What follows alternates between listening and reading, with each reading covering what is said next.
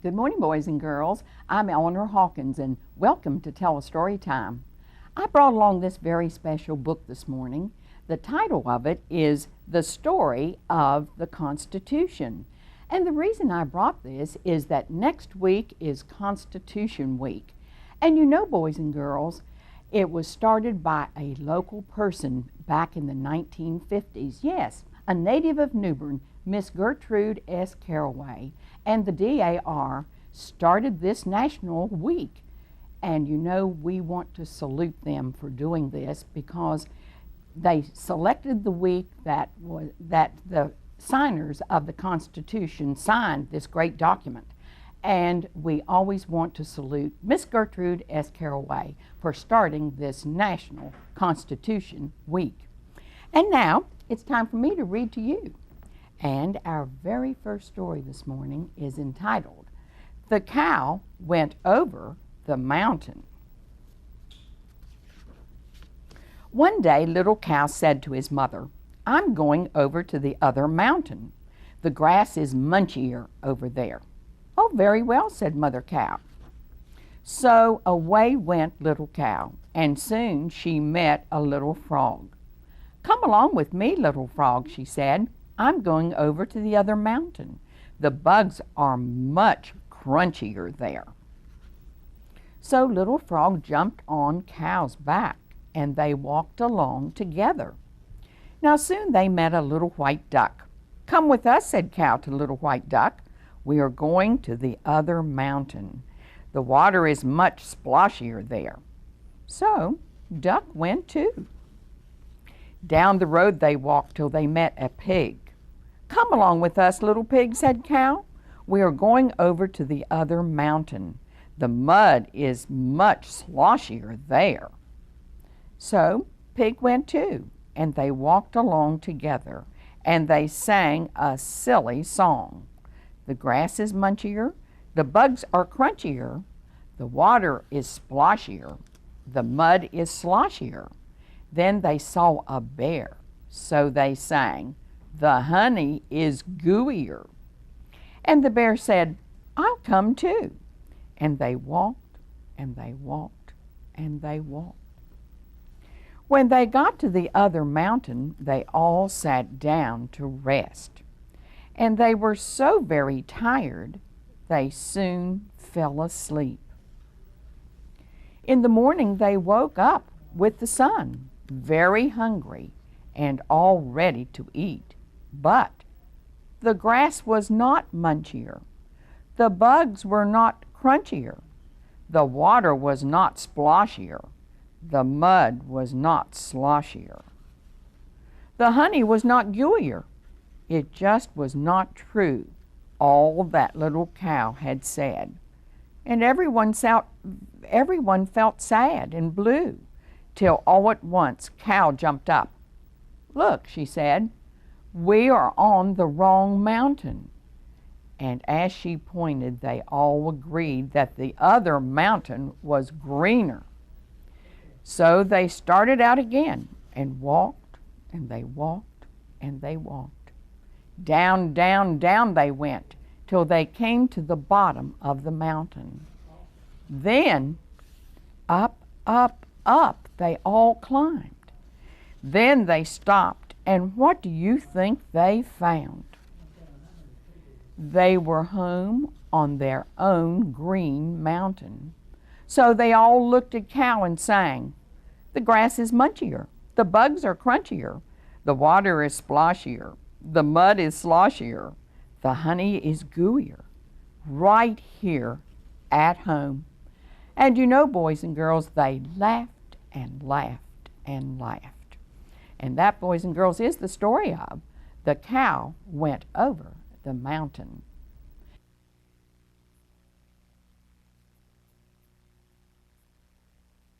Of your public library.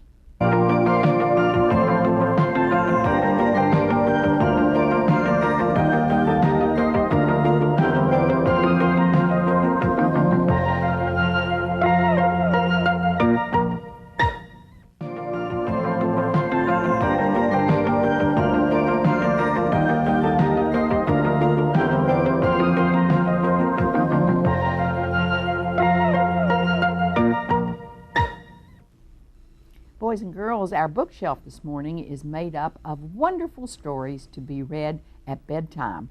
And I know a lot of you have a bedtime story hour every night with your parents. Our very first one I want to show you is a treasury of bedtime stories. And you can see here a little girl is reading to her brothers and sisters and also to their pets. And inside we have wonderful stories, some that you are very familiar with and some very new ones. Here is the unseen giant that I have marked all the way through. Here's another one I have marked, The Gold in the Orchard.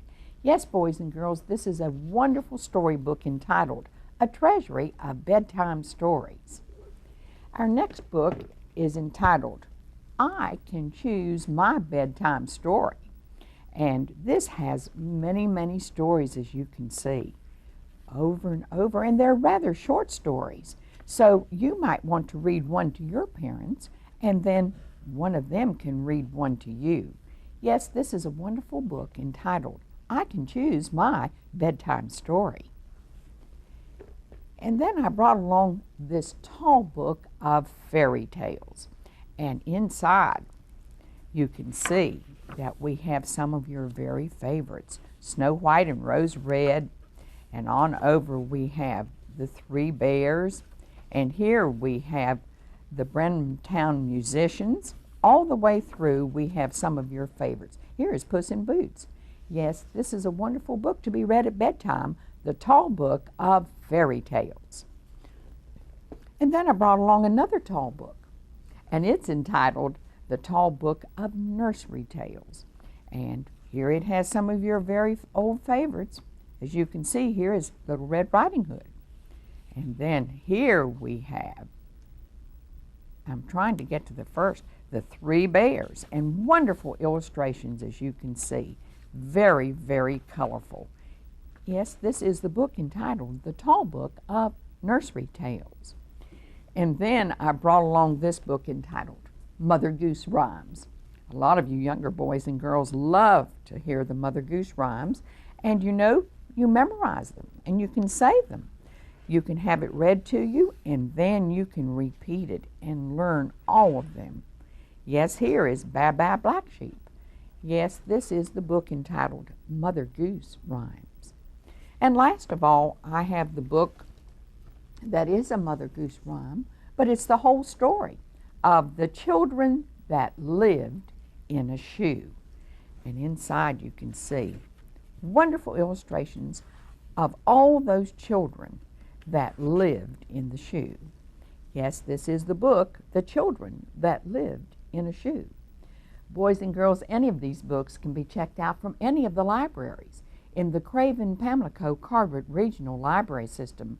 Be sure and go to your public library this week and check out some very good books on your library card. And now stay tuned, and we'll be back with another story in just a moment.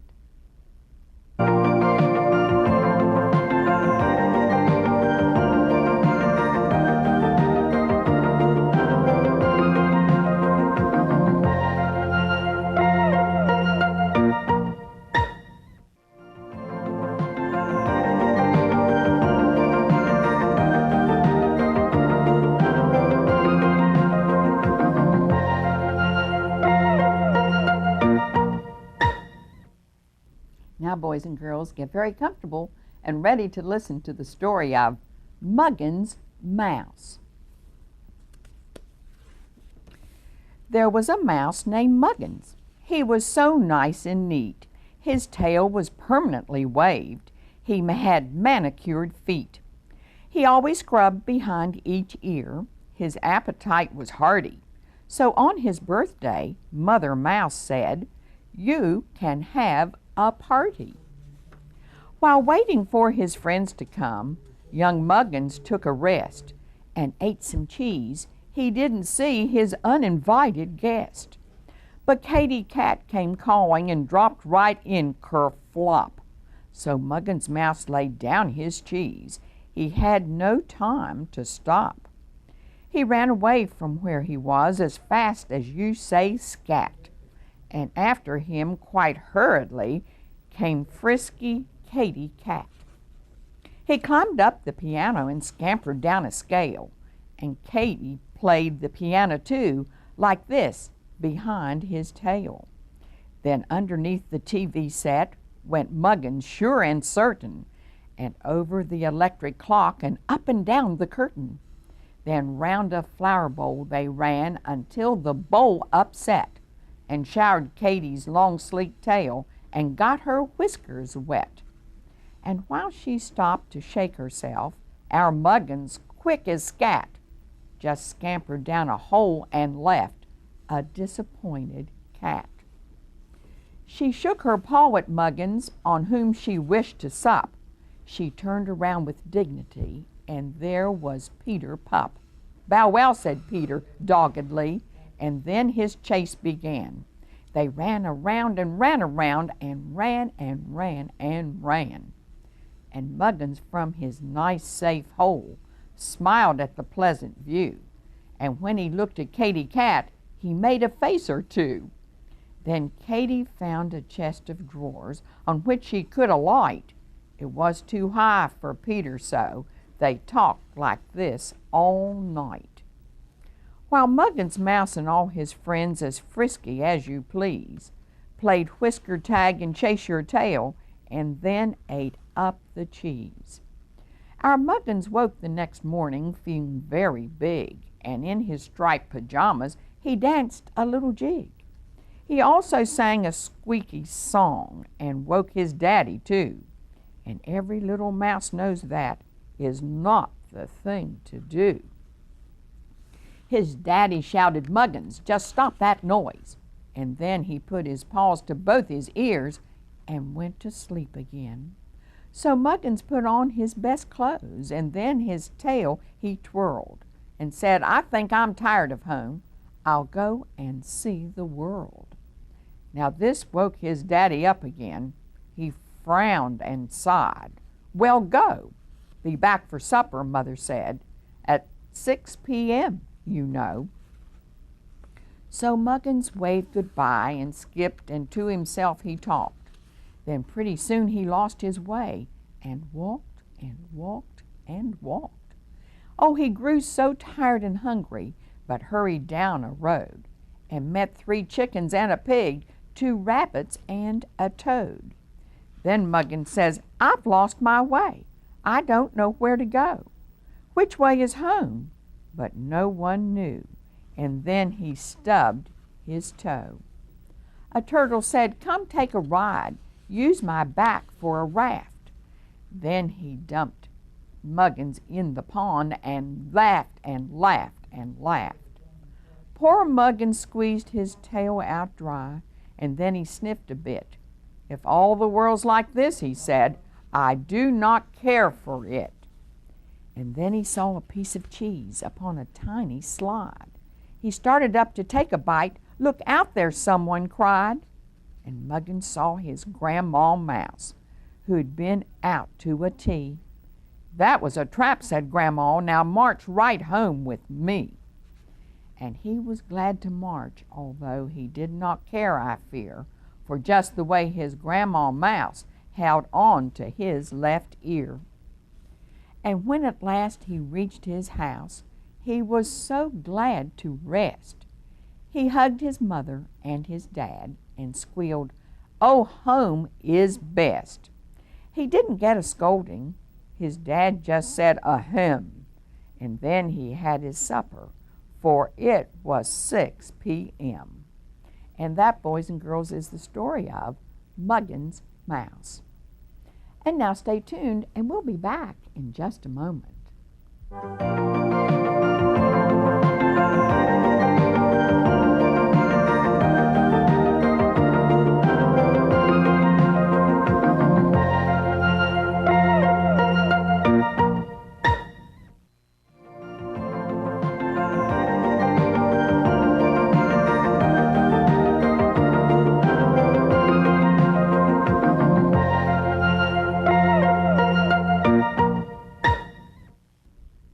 Now, boys and girls, get very comfortable and ready to listen to the story of the little rabbit who wanted red wings. Once there was a little rabbit who had soft pink ears, bright red eyes, and a short fluffy tail. He was such a cute little rabbit, but he wasn't happy. He wanted to be somebody else instead of the nice little rabbit that he was. Whenever Mr. Bushytail the gray squirrel passed by, the little rabbit would say to his mommy, "Oh, Mommy, I wish I had long gray tail like Mr. Bushytail's." And whenever Mr. Porcupine passed by, the little rabbit would say to his mommy, "Oh, Mommy, I wish I had a back full of bristles just like Mr. Porcupine's." And whenever Mrs. Puddle Duck passed by in her 2 red flippers, the little rabbit would say to his mommy, "Oh, Mommy, I wish I had a pair of red flippers like Mrs. Puddle Duck's." Old Mr. Groundhog heard the little rabbit wishing. Old Mr. Groundhog was very wise indeed, so he said to the little rabbit, "Well, why don't you go down to the wishing pond? If you look at yourself in the water and turn around 3 times, your wish will come true." Now so the little rabbit trotted off all alone through the woods until he came to a pool of water lying in a low tree stump. Now that was the wishing pond.